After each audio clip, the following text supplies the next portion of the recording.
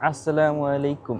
Kaifa alaik from Medina. ليكن يومك للشعب ودادا ليكن حبك للأرض مداد قلم أنت فكم عبرت عنها وبنيت المجد أطوادا شداد أنت يا ملهم شعب أن يبروا عشت كم حققت للشعب مراد মুসলমানদের যে সবথেকে বড় শাসনামল ছিল সেই শাসনামলের রাজধানী মদিনাতে, যেটা কিনা মুসলিমদের দ্বিতীয় হোলিয়েস্ট সিটি। অ্যান্ড আমি আজকে যাচ্ছি এই সিটিটাকে এক্সপ্লোর করতে। মানে পুরো সিটিটা সম্ভবত এক্সপ্লোর করা সম্ভব না এবং ঘুরে দেখাও সম্ভব না, but I will take a walk around. এখান থেকে আমি প্রথম রাস্তায় কিছু দূর হাঁটবো, এরপরে হচ্ছে মসজিদে নববীতে যাব। অ্যান্ড আশেপাশে যে বিল্ডিংগুলো দেখতেছেন আরব ওয়ার্ল্ডের বিল্ডিংগুলো এভাবেই হয়। ওদের কালারগুলো খুবই ক্লাসি হয়। ওরা আসলে লাল, নীল, সবুজ, হলুদ এসব রং লাগায় না। ওরা সাধারণত এই রকমের ক্লাসিক সাদা এবং এই ধরনের রঙই ইউজ করে থাকে ওদের বিল্ডিংগুলোতে। এই পাশে এটা হচ্ছে আমার হোটেল। এই হোটেলটাও বাঙালিদেরই হোটেল। তো এই জায়গা থেকে আমি মদিনাটাকে এক্সপ্লোর করতেছি। মানে আমার সাথে আমার দাদা দাদি এবং আমার ছোট ভাইও আসছে উমরার জন্য। তো সেই জায়গা থেকে এখান থেকে 10-15 মিনিট সময় লাগে হেঁটে যেতে, বা 10 মিনিট কি 12 মিনিট 15 মিনিট লাগে না। কিছু বিল্ডিং দেখা যাচ্ছে, আই ডোন্ট নো এগুলো কি, অ্যান্ড গাড়ি পার্কিং। মানে এই রোডটা পুরোটাই হোটেলের জন্য, সেরকম কিছুই থাকবে। আমার পিছনে যে বিল্ডিংগুলো দেখা যাচ্ছে, বিল্ডিংগুলো পুরো সবগুলোই হোটেল। অ্যান্ড অধিকাংশই হচ্ছে আমাদের উপমহাদেশের যেসব লোকজন, ইন্ডিয়া, পাকিস্তান, বাংলাদেশ, এসব লোকজনই হচ্ছে এখানে এসে থাকে। এখান থেকে মসজিদে নববীতে নামাজ পড়ে প্রত্যেক 5 ওয়াক্ত তাহাজ্জুদ এবং একই সাথে আল্লাহ রসুলের রওজা মুবারক জিয়ারত করে। সেই যে আশেপাশে যে দোকানগুলো দেখা যাচ্ছে, এগুলো অধিকাংশই হচ্ছে পাকিস্তানিদের, এবং হচ্ছে একটু পরে দেখলে আমাকে ডাকবে। You will see that, you will notice that. And এই বাড়িগুলো মেবি লোকালদের বাড়ি মনে হচ্ছে। মানে এখানকার লোকাল যারা, তারা এখানে থাকে আই গেস।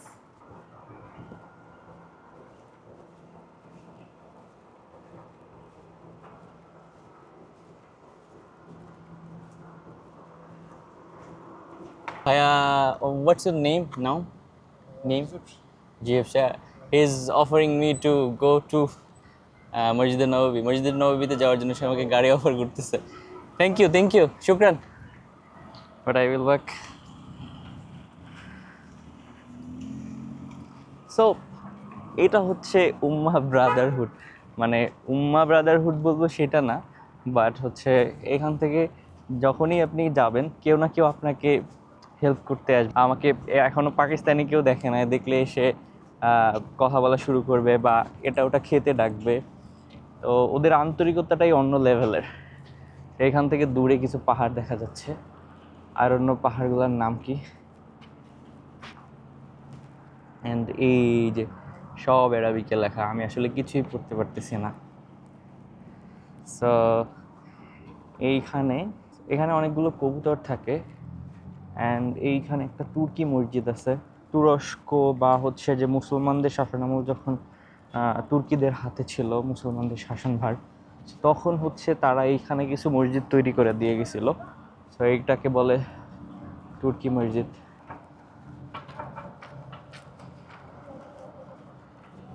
অ্যান্ড এই দেখেন হাজি সাহেবরা হেঁটে হেঁটে আসতেছে। আসসালামু আলাইকুম।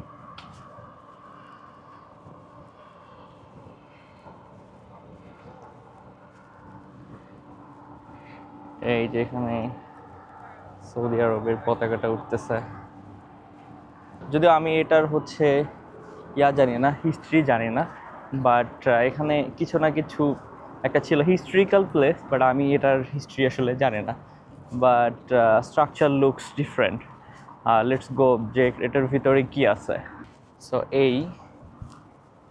এইটা একটা, অ্যান্ড এই পাশে মেবি আরেকটা এক্সপ্যানশন আছে। সো এইটার ভিতরে কি আছে, লেটস সি।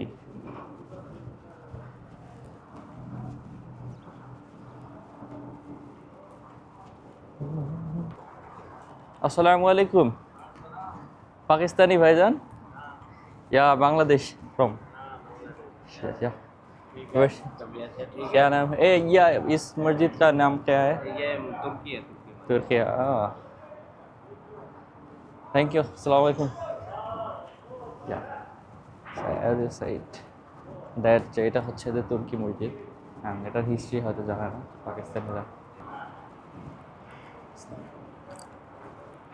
এটা হচ্ছে যে মসজিদের ভিতরে এখন এখন তালা মারা, বাট এখন হয়তো ঢোকা যাবে না।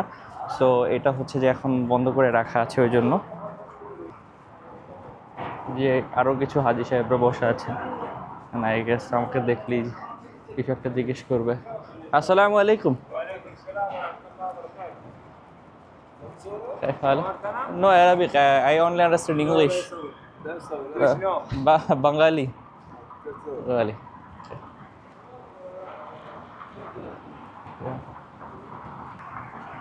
এই যে ওনারা আসলে যেটা হচ্ছে যে আমি আসলে অ্যারাবিক বুঝি না বা অ্যারাবিক বলতেও পারি না, যার কারণে আসলে আসসালামু আলাইকুম কারোর সাথে কথা বলাও সম্ভব হচ্ছে না। এইখানে আরেকটা এক্সপেনশন আছে। এই যে মদিনার রোডগুলো আসলে দেখতে এমন হয়। সো এই হচ্ছে গাড়িগুলো যাচ্ছে, গাড়িগুলো গেলে আমি হচ্ছে পার হয়ে ওই এক্সপেনশনটায় যাব, দেন দেখা যাক যে এখানে কি আছে।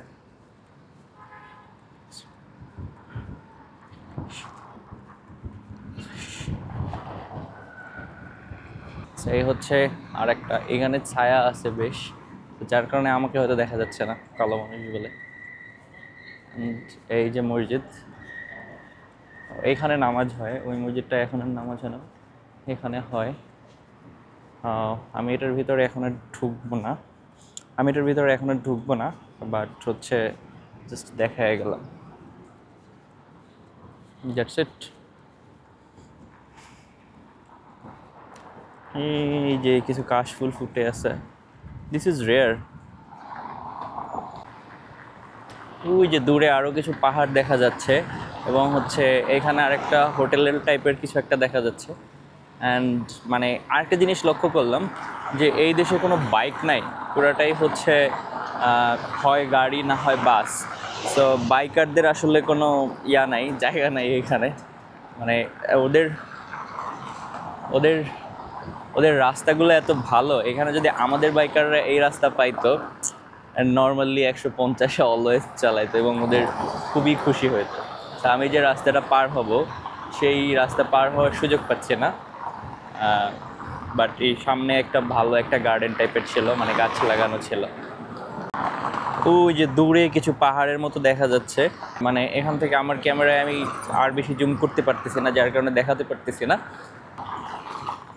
যেহেতু আমরা সবাই জানি মক্কা মদিনা সব কিছুই হচ্ছে পাহাড় ঘেরা, সো সে অনুযায়ী হচ্ছে মানে পাহাড় থাকবে, এটা স্বাভাবিক।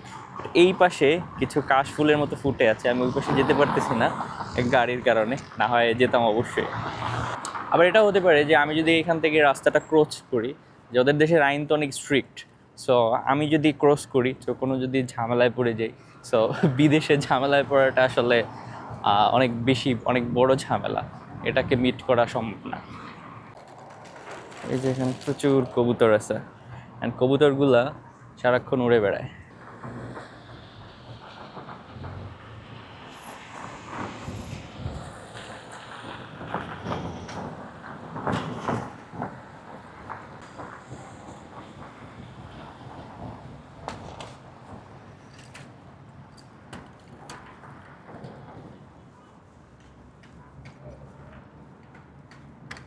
সো আমি এখন যেখান থেকে হেঁটে যাচ্ছি, এই আমার বাম পাশে হচ্ছে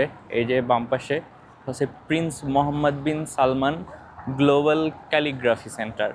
মানে এইখানে গ্লোবাল ক্যালিগ্রাফি সেন্টার বলতে global Arabic calligraphy centre.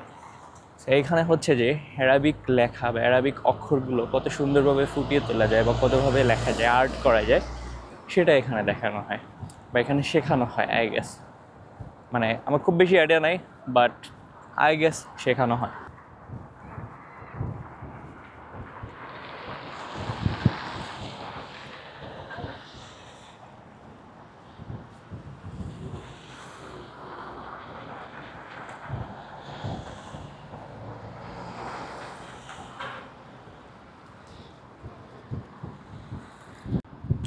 So এখান থেকে এখানে আন্ডারপাস আছে, মানে আমি যদি অন্য দিক থেকে ঘুরে যেতাম তাহলে হচ্ছে অনেক সময় লাগতো, মানে প্রায় আধা ঘন্টার বেশি সময় লাগতো বা গাড়িতে যেতে হতো।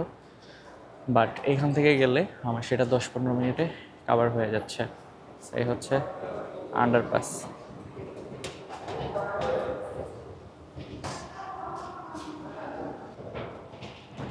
আন্ডারপাস সবগুলোতে হচ্ছে এসকেলেটর ইউজ করা হয়েছে, সো যার কারণে আসলে সিঁড়ি বেয়ে উঠতে বা নামতে হয় না।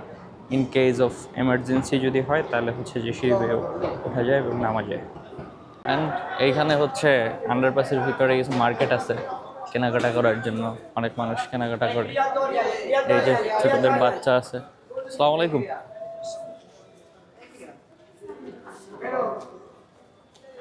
এই যে কেনাকাটা আছে। আসসালামু আলাইকুম। ইয়া জিন্দাবাদ বাংলাদেশ জিন্দাবাদ। ওকে।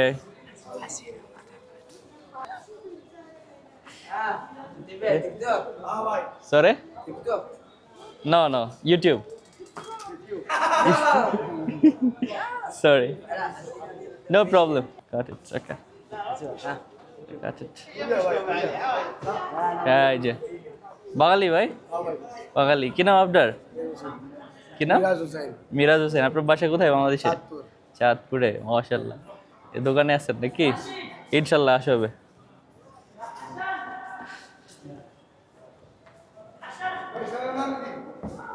হাসিবুল শোভন, হাসিবুল শোভন।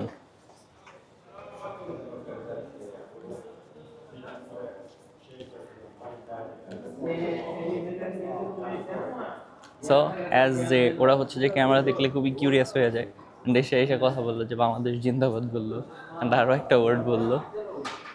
সো হচ্ছে এবং আমার কানে কানে এসে বলতেছিল হাসিনা মুর্দাবাদ। So this is something else man. মানে মানে এরা সব খোঁজ খবর রাখে যে কোথায় কি হচ্ছে।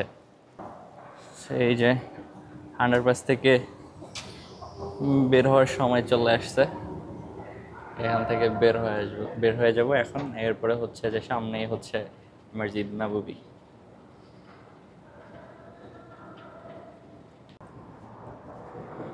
এই যে আশেপাশে আমার ডান পাশে যে দোকানগুলো দেখতে পারতেছেন, এই দোকানগুলো সব পাকিস্তানিদের। অ্যান্ড ওরা যেটা করে, ওরা দেখলেই হচ্ছে যে ডাকবে ভাইজান আ যাও ইধার আ যাও, অ্যান্ড খালো খালো এইসব। ইয়া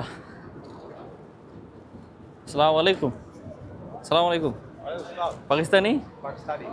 বাংলাদেশি है। बांग्लादेश ठीक है, ओके। अस्सलाम वालेकुम। अस्सलाम वालेकुम। ओके ঠিক है। এখন হচ্ছে মানে খাবারের সময় শেষ হয়ে গেছে, যার কারণে ওরা খুব একটা জায়গাটা কি করতেছে না, আই গেস। ওই জায়গার থেকে মানে এখান থেকে আমি যতবার গেছি সেই ততবারই হচ্ছে যে আমাকে ডেকে যে ভাইজান ইধার আ যাও, খা যাও, হাজি সাহেব খা যাও, এইসব হ্যান। অ্যান্ড এইখান থেকে মসজিদের নববী একদমই কাছে, খুবই কাছে। তো মানে ওই যে দেখা যাচ্ছে দূরে, মানে আমি যদি একটু জুম করি তাহলে ওই যে মসজিদের নববীর মিনারগুলো দেখা যাচ্ছে। মিনার বলতে মসজিদের নববীর মিনার না, ওইটা হচ্ছে মসজিদে গামামা, অ্যান্ড ওই সামনেই হচ্ছে মসজিদের নববী।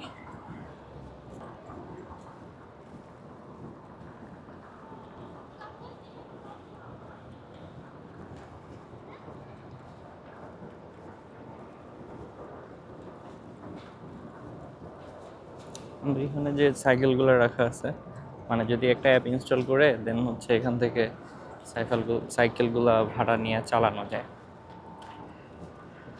এইখান থেকে যেহেতু হাজিরা পার হয় বারবার, এখান থেকে রাস্তা পার হয়, তার কারণে এগুলো পাথরগুলো দিয়ে রাখছে যাতে এখানে গাড়ি স্লো করে। এই যে গাড়ি আসতেছে, আমাকে দেখেও স্লো করলো। এই পাশেও এখানে অনেকগুলো হোটেল আছে, এখানে মেবি আরেকটা হোটেল তৈরি হচ্ছে। যে এখানে হচ্ছে আরো কিছু কবুতর আছে,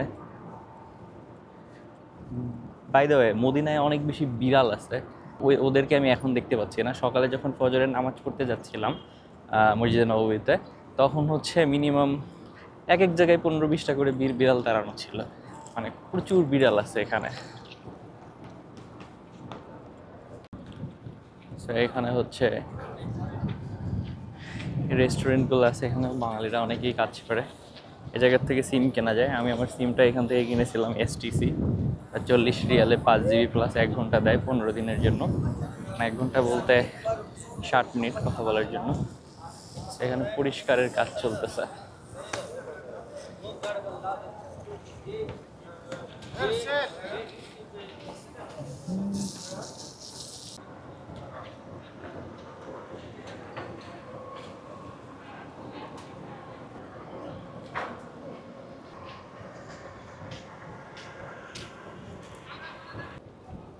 এখানে হচ্ছে যে যারা হাজিরা আছে বা যারা উমরা করতে আসে তাদের জন্য, বা হচ্ছে যে যারা মসজিদে নামাজ পড়তে আসে তাদেরকে বসার জন্য এখানে অনেকগুলো বসার জায়গা আছে। প্রত্যেকটার পাশে একটা করে গাছ লাগানো আছে। আর আমি জানি না যে গাছগুলো কতদিন টিকে আসলে এই মরুভূমির এই পরিবেশে, বাট আই গেস মানে এটা ভালো কাজে দেয়। যে এই যে আমি এখন গাছের ছায়ার ভিতরে দাঁড়িয়ে আছি, যদিও এটা গাছের ছায়া মনে হচ্ছে না, এটা হচ্ছে পিছনে মিনারটার ছায়া মনে হচ্ছে। অ্যান্ড আমার এখান থেকে মাথার উপর থেকে কতগুলো কবুতর উড়ে যাচ্ছে। এই যে আবার আসছে। ওকে, অ্যান্ড এটা হচ্ছে মসজিদে গামামা, মানে একদম মসজিদে নববীর পাশেই ছোট্ট আরেকটা মসজিদ। এটা হচ্ছে মসজিদে গামামা, যে এখানেও নামাজ পড়া যায়। অনেক লোক আসে বিভিন্ন দেশ থেকে। এখানে আরও কিছু স্টল আছে পারফিউম কেনার জন্য বা অন্য কোল্ড কেনার জন্য কিছু স্টল রাখা আছে। সো এখান থেকে যা কিনতে মন চায় কিনতে পারে আসলে। এই যে হাজি সাহেবরা বসে আছেন।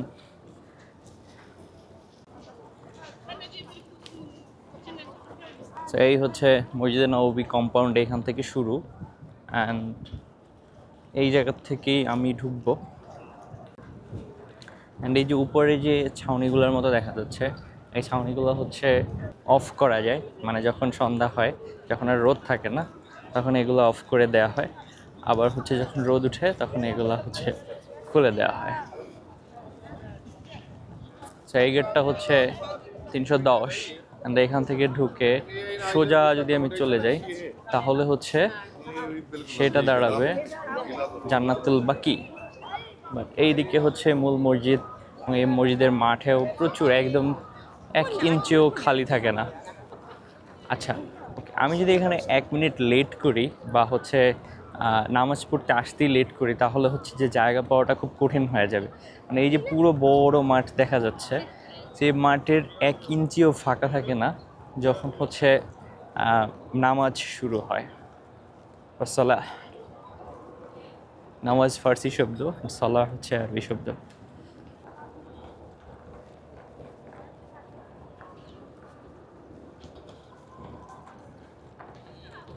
আমি এখন হাঁটতেছি এই যে মসজিদে নববীর ভিতরে, হেঁটে বেড়াচ্ছি। অ্যান্ড এইখান থেকে হেঁটে হেঁটে আমি সব কিছু ক্যাপচার করার ট্রাই করতেছি।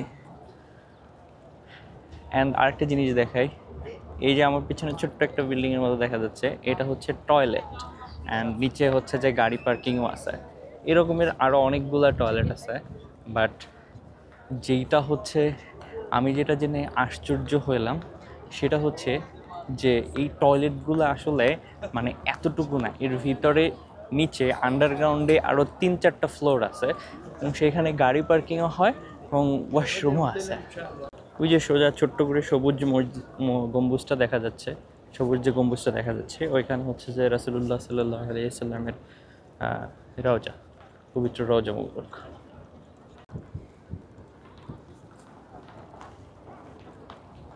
সো এখানে আসলে লোকজনের কোনো শেষ নেই। বিভিন্ন দেশ থেকে বিভিন্ন রকমের মানুষ, মুসলিম উম্মাহ যেটাই বলি না কেন, মুসলিম উম্মাহ এখানে তাদের সেকেন্ড হলিয়েস্ট প্লেসে ঘুরতে আসে, দেখতে আসে, নামাজ পড়তে আসে, ইবাদতের জন্য। এই যে একটা গ্রুপ চলে আসছে, ওরা হচ্ছে এই যে ওরা হচ্ছে যে চেয়ার টেনে বসতেছে, এই যে আবার হচ্ছে যে যারা হাঁটতে কম পারে তাদের জন্য হচ্ছে ওই যে হুইল চেয়ারের ব্যবস্থা আছে।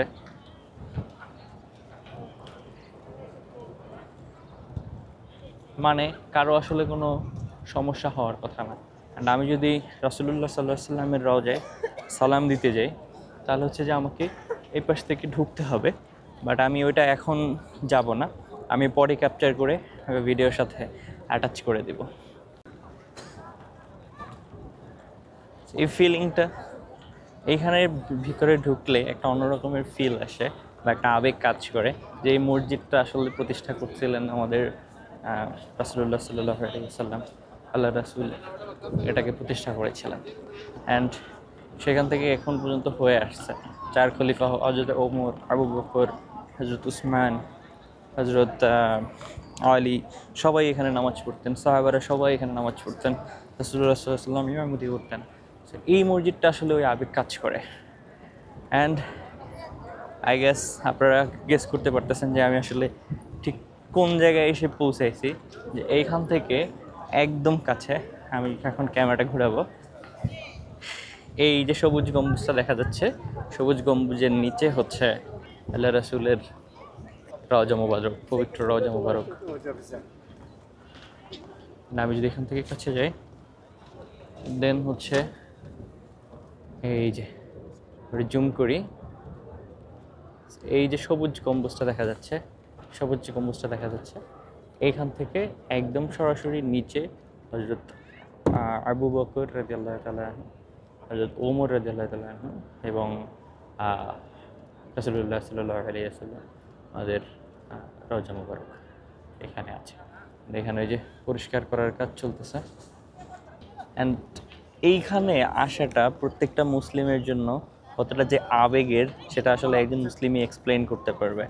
I can't explain with my words যে এখানে আমি আসলে অ্যারাবিক জানি না যে কীভাবে এক্সপ্লেন করতে হবে বা অন্য কোনো শব্দে যে কীভাবে এক্সপ্লেন করতে হয় যে আমার কতটা আবেগ কাজ করতেছে যে আমি এখানে এসে পৌঁছেছি, আল্লাহ আমাকে কবুল করছে এখানে আসার জন্য, সেটা আসলে আমি ভাষায় এক্সপ্লেন করতে পারবো না। অ্যান্ড আমি দোয়া করি আপনাদের, আমার ভিডিওটা যারা দেখতেছেন তাদের সবাইকে আল্লাহ কবুল করুক এখানে আসার জন্য।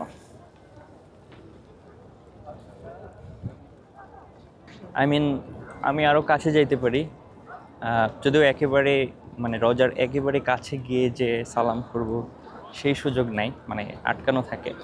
ওটা হচ্ছে যে রিয়াজুল জান্নাহ নামে একটা অ্যাপ আছে, সেখান থেকে, এটা একটা সরকারি অ্যাপ সৌদি মিনিস্ট্রি থেকে, সেখান থেকে আসলে আগে রেজিস্টার করতে হয়, দেন হচ্ছে এখানের পাশে যাওয়া যায়। মানে রিয়াজুল জান্নাহ হচ্ছে দুনিয়ার বুকে জান্নাতের একটা অংশ, এটা একটা হাদিস আছে, আপনি একটু ঘাটাঘাটি করলে পেয়ে যাবেন। সো সেই জায়গায় ওই পর্যন্ত যাওয়া যায় এবং একই সাথে নামাজ পড়ে ওইখান থেকে সালাম দিয়ে তারপরে যাওয়া যায়। সো ওই জায়গাটাতে আমি এখন যেতে চাচ্ছি না, পরে যেটা বললাম যে আমি পরবর্তীতে অ্যাটাচ করে দেবো ভিডিওটা। এই যে ওদের হচ্ছে ক্লিনিং কার্যক্রম চলতেছে, পরিষ্কার করতেছে।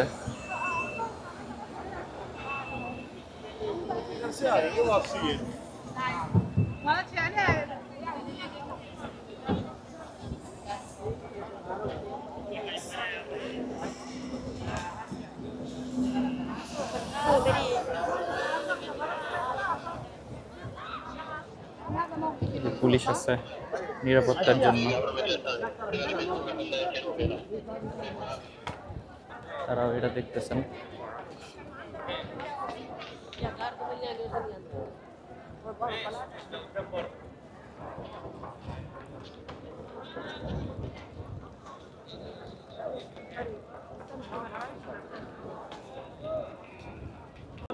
আচ্ছা, এই যে একটা লাইন দেওয়া মহিলাদের, এটা হচ্ছে রিয়াজুল জান্নাহ অ্যাপ থেকে যারা হচ্ছে বুক করে রাখছিল, এটা প্লে স্টোরে পেয়ে যাবেন, নুসুক নামে একটা অ্যাপ আছে, ওইখান থেকে বুক করে রাখতে হয় যে আগে কখন যাবে তারা একদম ভিতরে ওই জান্নার ভিতরে ঢুকতে পারবে। রিয়াজুল জান্নাহ মানে জান্নাতের একটা অংশ। সো সেই জায়গার থেকে হচ্ছে যে এরা গিয়ে তারপরে দেখে আসতেছে। And I will try to go Jannatul Baqi. এটা একটা কবরস্থান, এখানে হচ্ছে যে অনেক সাহাবীদের কবর আছে, রাসূলুল্লাহ সাল্লাল্লাহু আলাইহি ওয়াসাল্লামের নিজের ছেলে ইব্রাহিম এবং তার 2 মেয়ে, তাদের কবর এখানে আছে, তারা এখানে শাহিদ আছেন। উম্মে কুলসুম এবং হচ্ছে বাকি নামটা মনে নেই, জাস্ট সো তার মেয়েরা এবং হচ্ছে যে রাসূলুল্লাহ সাল্লাল্লাহু আলাইহি ওয়াসাল্লামের ছেলে এবং তার অনেক আত্মীয় এই কবরটার ভিতরে আছেন, এই কবরস্থানের ভিতরে আছেন। এবং একই সাথে অনেক সাহাবীরা এখানে আছেন, হযরত মুয়াবিয়া রাদিয়াল্লাহু তাআলা আনহু, তারা এখানে আছেন। সো যেটা হয়েছে যে আমি হচ্ছে এখান থেকে ভিতরে ঢুকে ভিডিও করতেছিলাম, অ্যান্ড হচ্ছে কিছু দূর যাওয়ার পরে যখন জান্নাতুল বাকির দিকে যাচ্ছিলাম তখন হচ্ছে পুলিশ আমাকে থামায় দেয়, যে হচ্ছে যে এখানে ক্যামেরার জন্য আলাদা করে পারমিট লাগে। সো এটা তো আমার জানা ছিল না, মোবাইল দিয়ে দেখতেছিলাম অনেকেই ভিডিও করে, বাট ক্যামেরার জন্য যে পারমিট লাগে এটা জানা ছিল না, কারণ আমি আরও 2-3 বার ক্যামেরাটা বের করে ইভেন মসজিদের ভিতরেও হচ্ছে ভিডিও করেছি। সো এটা আসলে আমি প্রথমে বুঝতে পারি নাই। সেই হচ্ছে লাক্সারি বিল্ডিংগুলা আশেপাশের, আর এই হচ্ছে মসজিদে নববীর দেয়াল, মানে দেয়াল বলতে মসজিদে নববীর কম্পাউন্ডের দেয়াল বা দুর্গ যেটাই বলি। এখান থেকে সামনে গেট আছে এই পাশে।